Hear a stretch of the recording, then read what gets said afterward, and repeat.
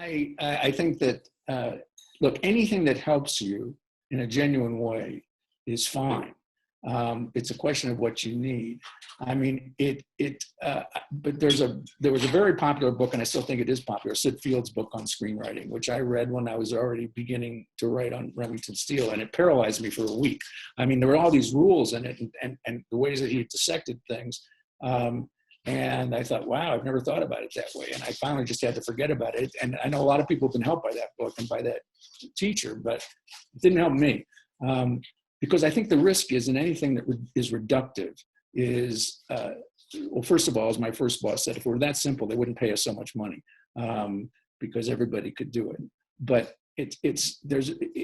writing a script is not like making a meal. It's not like you have this list of ingredients. There's this recipe, you have this list of ingredients, you start with this, you saute that, then you put it in the oven, you brown and serve. You know, it's right. Not like that. It's much more to me like mud wrestling.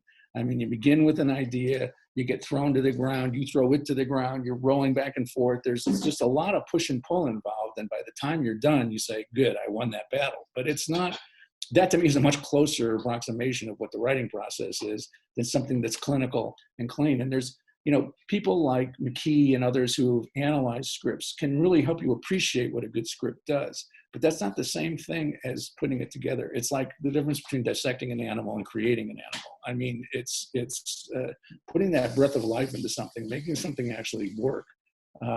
That's your job as a writer and an artist. And the study can be important, but it's not the same thing as the execution. So. You know, there was a